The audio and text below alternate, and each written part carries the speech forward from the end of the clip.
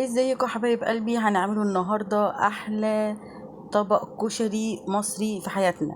هنحط زي ما انتم شايفين العدس على الرز، زي ما انتم شايفين كده نص كيلو رز عليه كميه عدس صغيره، هنغسله كويس.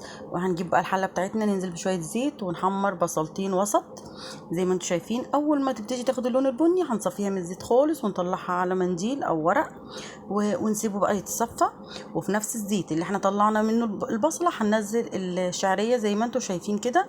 هنبتدي نحمرها لغايه لما تاخد اللون البني بتاعها الذهبي الحلو، وبعدين ننزل بالرز والعدس بتاعنا. ويلا بينا نشوف هنعمل ايه تاني. نزلنا بالرز والعدس هنديها تقليبه حلوه، وهنحط الميه بتاعتنا والملح بتاعنا نظبطه، ونبتدي ان احنا نستنى لغايه لما الرز بتاعنا ياخد الغلوه بتاعته الحلوه، وبعدين نوطي النار خالص عليه على نار هاديه ونسيبه لغايه لما يستوي. ادي اخد غلوته غطيناه، هنسيبه يستوي. طبعا هنجيب حله تانية هنحط شويه زيت وهنعمله الصلصه بتاعتنا. طبعا الصلصه بتاعت الكشري مش بتتعمل لا بتوم ولا ببصل، الصلصه اللي هي من غير شطه لا بتوم ولا ببصل. طبعا هنجيب حله تانية وهنكون نسلق المكرونه بتاعتنا، عقل رفيعه عقل وسط على حسب ما انتي بتحبيها، ومعاها الاسباجيتي. طبعا انا جبت نص ونص، حطيتهم يسلقوا مع بعض.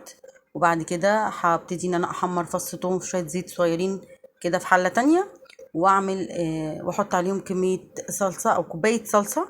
وطبعا انا كان عندي هريسه شطه في الفريزر، طلعتها تفك شويه وهحطها عليهم علشان اعمل الصلصه الحراقه بتاعتنا.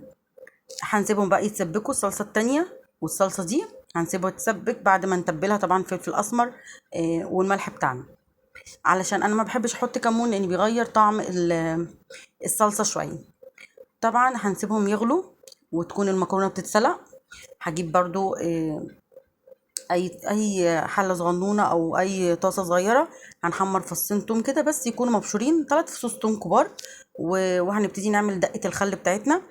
انا مش عايزاهم يتحمروا، هي اتحمرت كده غصب عني.